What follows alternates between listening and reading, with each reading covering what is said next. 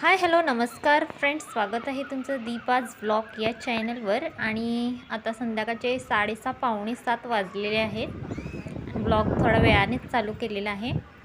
तर हे बघा, सूर्य मावळताना दिसतो, एकदम सुंदर दिसत होतं, छान, म्हणून म्हटलं शूट करूया। आणि खूप छान वाटत होतं टेरेसवर। कसं आहे, आमच्या 3 टाक्या आहेत आणि ते पाणी आमचं चावीचं ना भरून होत नाही आहे, वरती चढतच नाही पाणी।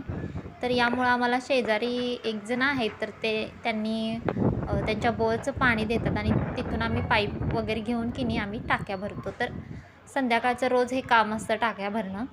तर कोण घरात असेल तर ते भरत असतं। तर आज माझा नंबर होता आणि मी वरती गेले, तर पाणी चालू केलं होतं, कारण पाईप अशा म्हणजे कनेक्शन नाही आहे, आम्ही वरून टाकून त्या टाक्या भरतो, त्यामुळे लक्ष द्यावं लागतं, काही वेळेला भरून वाहतं वगैरे। तर यासाठी एक जण जाऊन थांबावं लागतं तिथं। आणि आज मी गेले, तर मस्त वाटत होतं, छान वातावरण, एकदम गार हवा। आणि हे बघा, इकडं असं शेत वगैरे आहे आमच्या घराच्या पलीकडच्या बाजूला। आणि मी तुम्हाला मध्ये बोललेले की आमच्या टेरेसवरून नदी दिसते वगैरे। आता नदीचं पाणी कमी झालं आहे, पण जो हा टॉवर आहे ना, त्याच्या बाजूला दिसत असेल तुम्हाला, थोडंसं बांधकाम आहे बघा झाडाच्या बाजूला। तर ते नवीन धरणाचं बांधकाम चालू आहे।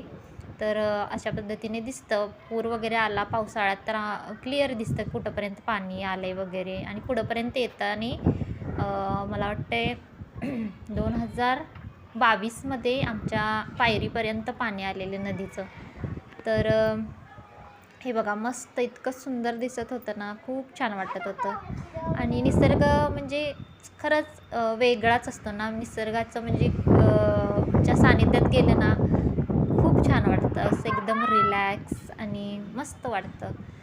2 मिनटं ती असेनात पण छान वाटतं, मस्त गार हवा सुटलेली। आणि थोडा मी तिथं फेऱ्या मारल्या छान अशा, आणि टाक्या पण भरून घेतल्या, म्हणजे दोन्ही कामं झाली, छान रिलॅक्स वाटलं, मस्त वाटलं। इकडं काम पण चालू होतं, कारण खाली आज काय स्वयंपाकाचं टेन्शन नव्हतं, कारण आज मम्मीच्या घरी जेवण आहे, तर तिकडे जायचं होतं। तर कशासाठी वगैरे हे कळेलच तुम्हाला।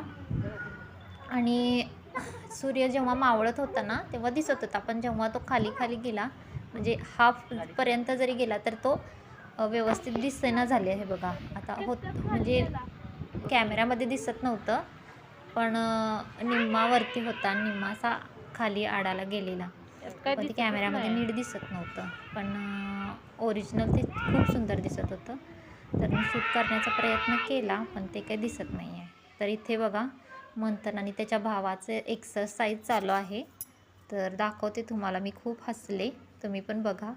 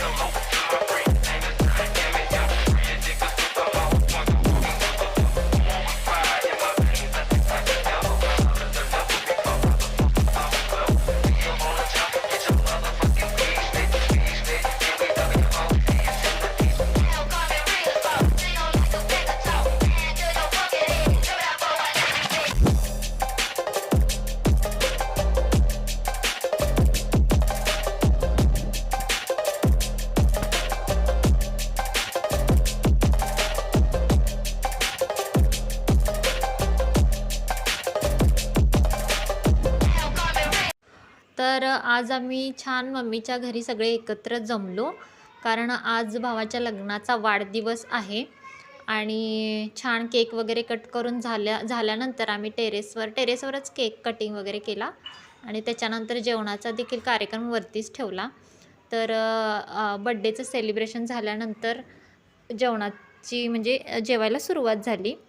तर दाखवते तुम्हाला माझा भाऊ आणि माझी भाऊजाई, कारण माझ्यापेक्षा लहान आहे भाऊ, त्यामुळं आम्ही नावानंच हाक मारते, कविता म्हणून। तर माझ्या भाऊजाईचं नाव आहे कविता आणि भावाचं नाव आहे शमवेल। तर ही दोघं पण सर्व्हिसला आहेत, भाऊ ब्रदर आहे आणि ती नर्स आहे. तर त्यांच्या लग्नाचा आज दुसरा वाढदिवस आहे आणि त्याचंच हे सेलिब्रेशन चालू होतं. तर इथे माझ्या दोन्ही बहिणी, त्यांचे मिस्टर, मुलं आलेले आहेत. त्याचबरोबर कविताची माहेरची फॅमिली, तिचे मम्मी पप्पा, भाऊ बहीण आलेले आहेत आणि इथे छान मस्त आम्ही सगळ्यांनी मिळून बिर्याणी घरीच बनवलेली होती आणि खूप छान झालेली. रायता बनवलेला, स्पेशली श्रेयाने रायता बनवलेला, छान झालेला तो पण. तर अशा पद्धतीने इथं सगळीच जण एकत्र आलेलो आणि मोस्टली ना घरामध्ये म्हणजे जास्त गरम होत होतं आणि स्वयंपाक करून पण ना असं पूर्ण नाही का अंग वगैरे घामाने खूप हे झालेलं. त्यामुळे आम्ही सगळं कटिंगचं सेलिब्रेशन आणि जेवणाचं पण सगळं वरतीच घेऊन गेलो टेरेसवर. तर इथे बघा ही लाल साडीमध्ये कविता आणि बाजूला उभारलेला माझा भाऊ. तर यांच्या लग्नाचा वाढदिवस होता त्यामुळं मस्त सगळ्यांनी एन्जॉय केलं. छान आमची टेरेसवर छान पार्टी झाली आणि मुलांना सुट्टीत छान एन्जॉय करायला मिळतं. असं सगळे एकत्र आल्यावर छान वाटतं.